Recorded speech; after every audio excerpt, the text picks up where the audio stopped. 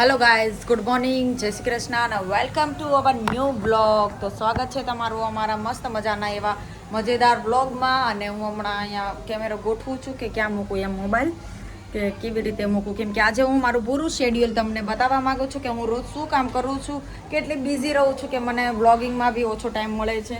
તો જો અત્યારે ઓલમોસ્ટ તો વાગી ગયા છે 10 અને હજી તો કામકાજ બધું બાકી છે.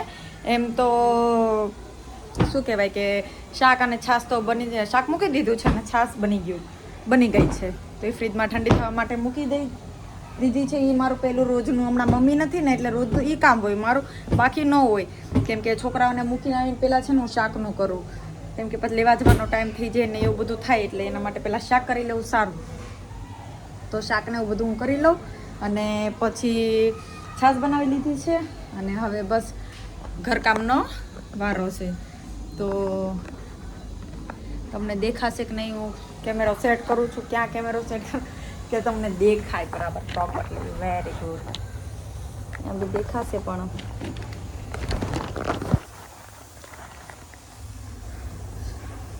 જો હવે ઝાપટ ઝુપટનું કામ પહેલાં સવારે ઉઠીને તો પહેલાં નાસ્તો ને એવું બધું છોકરા માટે ને નહીં, છોકરા તો જો કે સ્કૂલ જાય છે એટલે નાસ્તાનો ને ચા દૂધની એવી તૈયારી કરવાની હોય. પછી રીતના પપ્પા જાય તો નહીં, પછી મારા સસરા જાય તો એના માટે રોટલી ને ચા બનાવવાની હોય. પછી તીર્થના પપ્પાને હું નાસ્તો કરવા બેસી એટલે અમારા માટે એવી રીતે. પછી 8:30 થાય ત્યાં બધા જતા રહે. પછી આવે વિધુનો વારો. વિધુ ચા દૂધ નાહી ધોઈને તૈયાર રેડી થઈ જાય તો 8:45 એને મૂકવા જાઓ. આવીને 9 વાગી જાય મારે. 9 પછી નીચે છે ને અમારા બધા પ્લાન્ટ, તમને ખબર જ છે કે અમારે બધું ગાર્ડનિંગ ને કરેલું છે, શાકભાજીને એવું બધું વાવેલું છે, તો એને પાણી આપવાનું હોય. વડ છે, પીપળો છે, એવું બધું હોય. ઝાડ આજુબાજુના બી હોય ને, બધાને અમે છે ને પાણી દરરોજ અત્યારે સવારે જ આપી દઈએ. પછી એવું બધું કરીએ એટલે 9:15 જેવું થઈ જાય તો હું ઉપર આવું. પછી કામકાજ લઈએ, ઝાપટ ઝૂપટ ને એવું બધું કરીએ. પણ મમ્મી નથી, ભાઈની ઘરે છે એટલે મારે કરવું પડે બધું. તો એટલા માટે પહેલાં આવીને તો પહેલાં હું શાક જ સુધારું અને મૂકી દઉં ને એવું બધું, અને છાશ બનાવું. તમારે 10 વાગી ગયા છે. ઝાપટ ઝૂપટને કામ કરીશ, કચરા પોતા જ કરવાના હોય. કપડાં તો મશીનમાં, અને એક દિવસ છોડીને એક દિવસ હું કપડાં ધોઉં છું, કેમ કે રોજ તો નથી ધોતી. કેમ એટલા બધા હોય ને તો પછી દરરોજ મશીન ચલાવીને કંઈ કામ નથી, એટલે એક દિવસ છોડીને એક દિવસ ધોઉં છું. તો એટલે કાલે મેં ઘણા બધા કપડાં ધોયેલા, એટલે આજે નથી, હવે કાલે ધોઈશું. અને જરૂર પડે તો જ હાથેથી ઘસું, કેમ કે મારી સ્કિનની એલર્જી છે.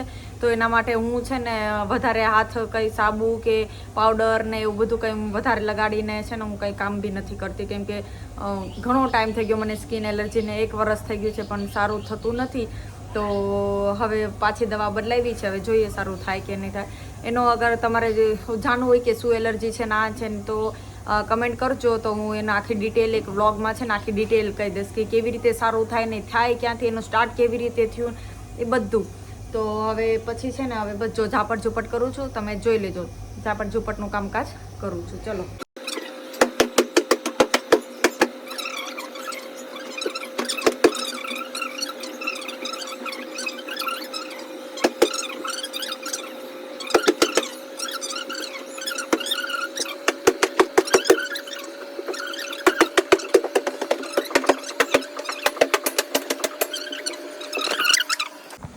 તો હવે આ બેડરૂમનો વારો છે. બેડરૂમમાં બી ઝાપટ ઝૂપટ થઈ ગયું છે અને હવે કચરો કાઢવાનો ટાઈમ આવી ગયો છે. તો અહીંયાથી હું કચરો કાઢતી એકદમ હોલમાં જઈશ. અહીંયાથી કચરો કાઢતી હોલમાં જઈશ. તો અહીંયા બી ઝાપટ ઝૂપટ બેડ ને એવું બધું સાફ કરી લીધું છે મેં.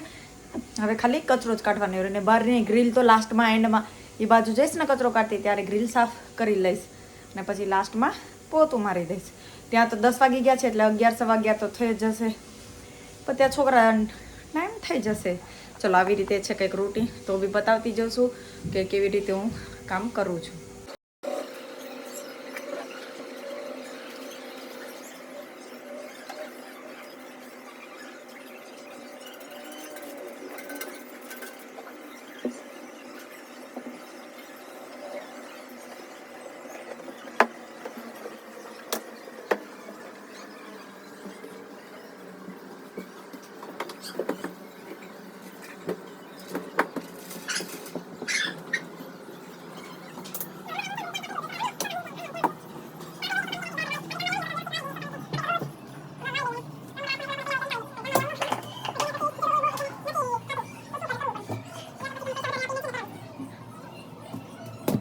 ચાલો ગાઈસ, તો જો અત્યારે વાગી ગયા છે 12:15 ને છોકરાઓ સ્કૂલેથી આવી ગયા છે, તો મેં કીધું ચલો ગરમા ગરમ રોટલી બનાવી લઉં અને ખવડાવી લઈએ હવે.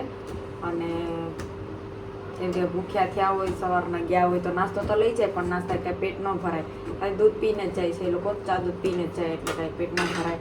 એટલે 12 વાગે પ્રોપર એ લોકોને ખાવાનું જોઈએ. તીર્થ જ્યારે સ્કૂલમાં જતો હોય ને ત્યારે ટિફિન લઈને જાય તો એને બે બ્રેક હોય, એક બ્રેકફાસ્ટનો અને એક લંચનો. તો 9 કે 10 વાગે એ લોકોને બ્રેકફાસ્ટનો ટાઈમ હોય અને 12 વાગે ને એટલે લંચનો ટાઈમ હોય. તો એને 12 વાગે એટલે ખાવા જોઈએ જ, ઘરે હોય કે ગમે ત્યાં હોય. લગ્નમાં ગયા હોય ને તો 12 સાડા 12 થાય ને તો ખાવા જોઈએ જ. પણ તો ચલો, રોટલી આપણે ઓલમોસ્ટ બની જ ગઈ છે હવે. તો ચલો હવે જમવા ટાઈમે મળશું. આજે આપણે શું બનાવ્યું છે જમવામાં એ તમને બતાવી દઈએ. ભલે હોય દીધું પણ અહીંયા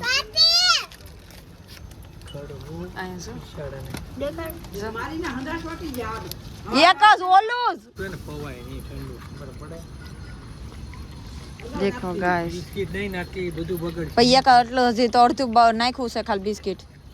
ફરવા જેમાં મોડું થઈ ગયું. देखो गाइस, अभी ये कुत्ती को ना दूसरे कुत्ती ने ना काट लिया है, इसलिए अभी दूध पिला रहे हैं. बेचारी बहुत ही घबरा गई थी ये बच्चा बहुत ही बदला गया. छोकरा है, हाँ ये लड़का है, बहुत ही घबरा गया था ये बेचारा. फिर हम लोग ने इधर बैठा दिया और उसको दूध पिला रहे हैं अभी. उसको हमारा ही सहारा है. हाँ, जो वाली बाजू थी जो देखा है, जो बता दो तो. पहला